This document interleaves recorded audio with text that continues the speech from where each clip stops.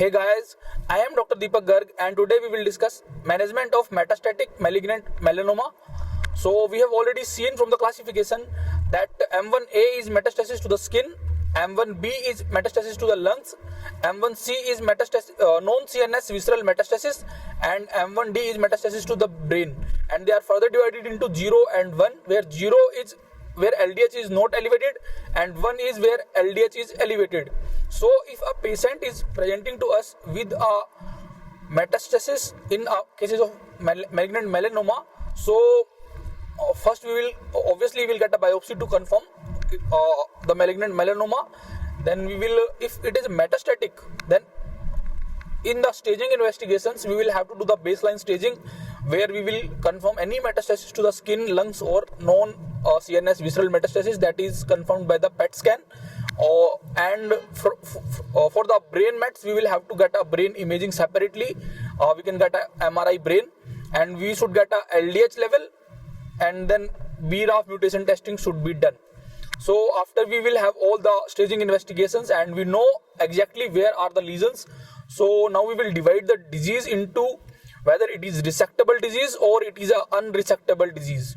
So as per the NCCN guidelines, where a patient is presenting with the metastatic malignant melanoma, observation is not a recommended option and resection should be done if feasible, or we should start with the systemic therapy, either targeted therapy or immune checkpoint inhibitors. So if a patient is presenting with a resectable metastatic malignant melanoma, then we can go straight forward with the resection of all the lesions and try to achieve a complete surgical remission, and then we can start the adjuvant treatment in the form of we can start systemic therapy, either targeted therapy or immune checkpoint inhibitors, or we can go with the loco-regional therapy options, for example radiation therapy, or we can just observe the patient. If or instead of going for the resection in a case of resectable malignant melanoma, we can start with the systemic therapy first, and then after the systemic therapy we will evaluate the response, both the clinical and with the imaging investigations. If after the systemic therapy we find that the disease is stable and it is responding to the treatment, then we should go with the surgery, resection of all the lesions, and try to achieve the complete surgical remission. And if we find that the disease is not responding to the treatment and it is a progressive disease or new lesions are appearing with the systemic therapy, then these are the various options that we have. We can treat the patient, we should treat the patient in clinical trials if possible, or we can start with the systemic therapy, either immune checkpoint inhibitors or targeted therapies, or we have the local treatment options, for example intralesional TVAC or surgical resection or the radiation therapy.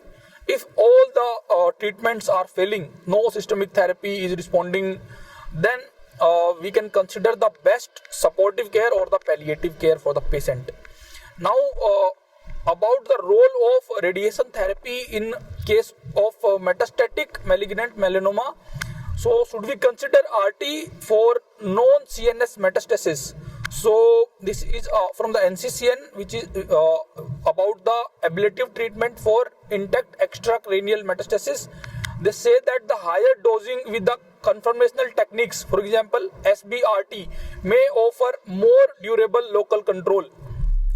And if we talk about the definitive or the palliative radiation therapy for the local or the nodal basin, then it should be considered for unresectable cases, for satellite or in transit nodules, or we can consider it for residual local disease after the surgery, or satellite or in transit after previous treatment. Then should we consider RT for the brain metastasis? If a patient is presenting with the brain metastasis, then these are the as per the NCCN, for the adjuvant brain RT, after we have completely resected the brain tumor, then we can start with the 12 to 20 gray in a single fraction, and single fraction is not recommended for cavities more than 5 centimeter, and they say that the current data are not sufficient to formulate a recommendation. So about the definitive RT to the brain, they say that the 15 to 24 gray in a single fraction should be considered with SRS or in the form of SRS or SRT. They say that the caution should be taken for cavities more than 3 centimeter, and single fraction SRS is not recommended for more than 4 centimeter cavities. And for the palliative brain RT, they say that the preferred SRS and SRT as compared to the whole brain RT only in patients where SRS and SRT is not feasible. So this is about the adjuvant brain RT, whole brain RT versus the stereotactic radiosurgery. NCCN says that the whole brain RT is associated with the worst cognitive decline compared to SRS or SRT. So local control superior with whole brain RT versus SRS, but overall survival is not a benefit. This is a paper by Coker M et al. From EORTC 2011. They talk about the adjuvant brain RT. They said that the RT will reduce intracranial progression, but there is no significant overall survival benefit or the duration of functional independence. So these are the various papers from 2012, 2015, 2012 and 15.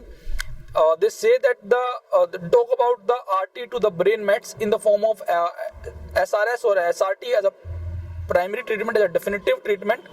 And they say that the 1 year local control is 72 to 100% with the SRS or SRT, but it is lower when there are multiple metastases to the brain or when the size of the lesion is more than 2 centimeter.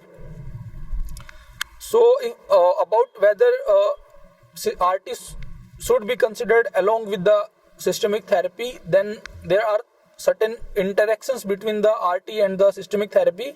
NCCN says that the BRAF and MEK inhibitors may interact with the radiation and can lead to increased CNS, pulmonary, dermatologic or visceral toxicities.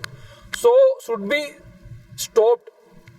BRAF and MEK inhibitors should stop more than 3 days before or after fractionated RT or more than equal to 1 day before or after SRS. So this is a chart we have already seen in the previous videos that all these drugs are recommended for unresectable disease, but for the resectable disease, ipilimumab, nivolumab, pembrolizumab and dafrafinib and trametinib are the only drugs which are approved. All other drugs are not approved for a resectable disease.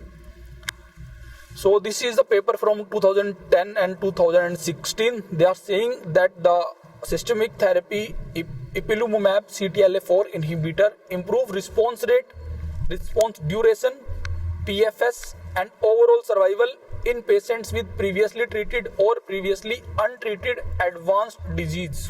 So they are recommended ipilimumab in cases of advanced unresectable disease. Thank you guys. In the next video we will discuss about the recurrent malignant melanoma. So we will see that in the next video. Thank you guys. Thank you very much.